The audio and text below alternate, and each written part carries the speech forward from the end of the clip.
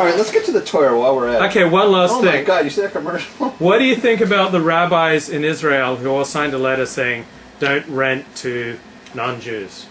That was their decision. But I mean, Israel's a democracy, and I mean, What's we've got non-Jews. What? When does the Torah is not a democracy? Okay, the Torah. But Israel, the secular state of Israel, is not a Torah state. Okay, but this it's is a democracy. Whoa, and so wait, whoa! They're not enacting an Israeli law. They're not enacting an Israeli law. But they're living in a secular democracy. They have to abide by the rule and law of the land. Oh, and my head's going to explode. And then she started rubbing lower and lower. My head is going to explode. You're mixing so many apples and oranges right now. It's not even. It's a joke. It wasn't like the state of Israel passed a law, right? Mm-hmm. It was the rabbis passed they passed a ruling, or they made a ruling. Yeah, they didn't pass. They wrote down a ruling, right? Mm-hmm. When is the Torah a democracy? Torah doesn't give a shit about democracy. Torah is not a democratic process. The Torah comes from the top to below. It's the rabbis made an edict, and that's it. So, if the question is, what does the state of Israel give a shit about? You know, I mean, it's like, I don't know. The state of Israel should be ashamed of itself right now for trying to silence the rabbis. You know about this, right? Yeah. They're trying to fire them. They have no freedom of speech or religion in Israel. And people say to me, like that woman on your Facebook page. Did you watch that? Did you read that whole thread? Did you bother? Which one? The one I had a fight with. The one like 40 comments long. Oh no! It was like, man, you were going off on her. She was going off on me. She was going off on me. She called me a lunatic, and she said that there's something wrong with me, and thank God that most Jews are not like me, and all this stuff. She was going off on me. She was like having an emotional breakdown. Do you know her personally? We're acquainted. What, she gave you a back rub? No, she's a married woman. That didn't stop you last week from... It has stopped me. I haven't had relations with that shiksa. Good. So, you know, I mean, it was like... You helped me. Oh, right. So what am I talking about? So the reason I brought that up is because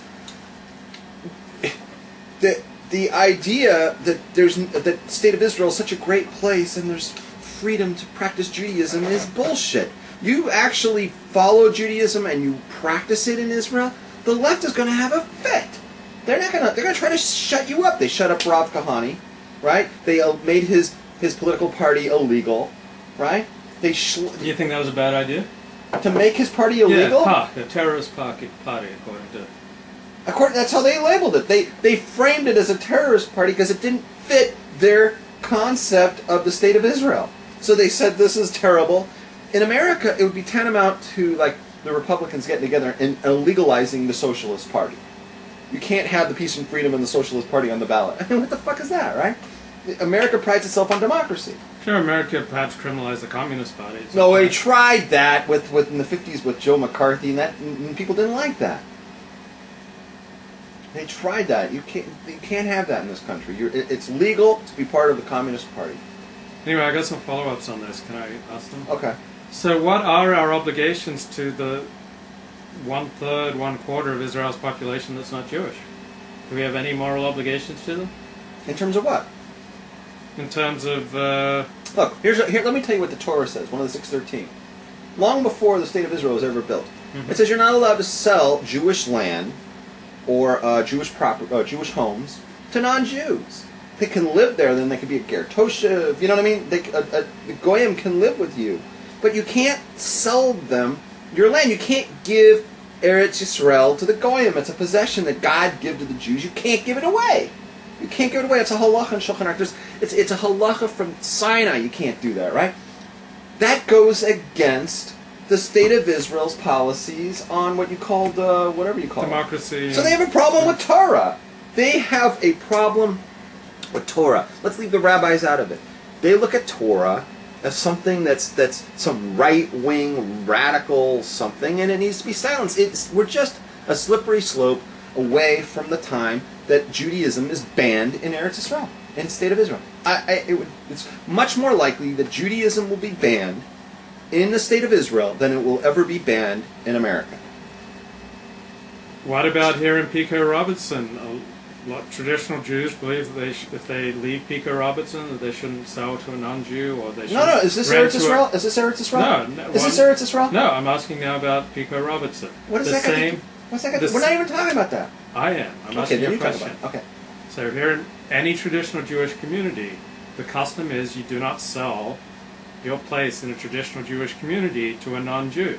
You probably don't even rent a place in your traditional Jewish community to a non-Jew, because that dilutes, weakens the community, bringing alien values and people into your community. Like if someone, an Orthodox Jew living on Rexford near Pico in a condominium was to sell, he would not want to sell to a non-Jew. He'd want to sell to a Jew to keep the neighborhood Jewish.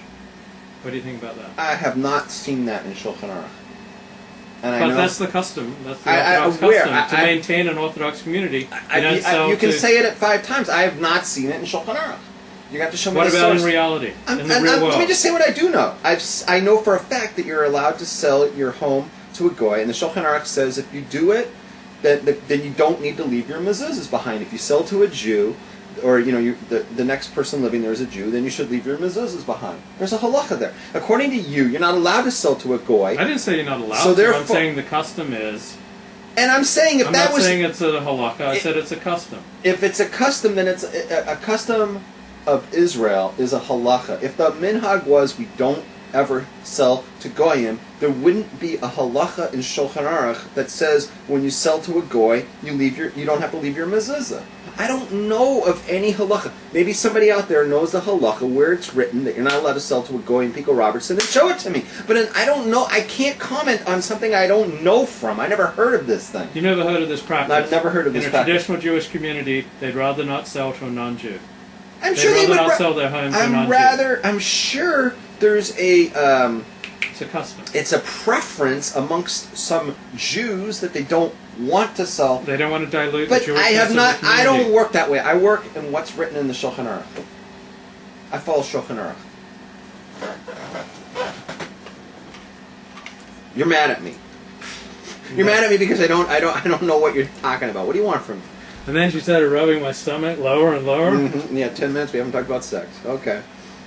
So this week's Pasha is Shemot. What's it called? Shemot. Shmos. Thank you. Shemot. Shemat. It's the first 6 chapters in the book. First 5 chapters in the book of Exodus. Of Shmos. Central event of Christianity happened to one man on a cross. Central event of Judaism is the Exodus from Egypt. Happened to an entire people. The individual is the focus in Protestant Christianity, where it's focused on individual salvation, while the entire people is the focus of Judaism. So, question for the rabbi. Does it matter whether or not the Exodus occurred as the Bible describes it? Wait, was all that stuff you just ran through, the central event of Christianity happened to one man on a cross. Central event of Judaism is that. I would not agree with that. Okay. You just said that the central event of Judaism is the Exodus from Egypt. Yes, because when we say the Kiddush, every Asher Hotzeitzcha me'Eretz Yisrael, that God took us out of Eretz Yisrael, right? But I think the central event in Jewish is Mount Sinai, and the reason is because the way you compared it into Christianity is one man on one cross, right? Mm-hmm, mm-hmm. Their thing is a miracle happened, and how many people saw it? The people that saw him on the cross, or whatever, blah blah blah blah blah. A handful of people, right? Mm-hmm. Judaism. All of us were there, 2.5 million people at Mount Sinai. That is when Judaism began. Our birth date of Judaism is Mount Sinai. That's our central event. And everything in the Torah, everything in the 5 books of Moses either leads up to that event or comes down the mountain from that event and it's spilled to the rest. The top of the mountain is the apex of the entire Judaism, the entire Torah. I don't think it's the coming out of Mitzrayim. The reason why we say that in the Kiddush is because when we talk about God because that's that is what made us a nation, as you will. Mm-hmm. When did the Jews become a nation? When we got taken out of Mitzrayim by God. That's right. how he identifies himself. There's a whole thing. Why did God say, Asher? Why do we say Asher Hotzeitzcha me'Eretz Yisrael? And we don't say Kadosh Baruch Hu Asher Bora Es Hashemayim V'Sa'oretz. God who created the heavens and the earth. Like, isn't that the bigger miracle that you created the heavens and the earth? Didn't that make God big, right? That he created the heavens and the earth? Why do we say that God took us out of Eretz Israel? You ever heard this?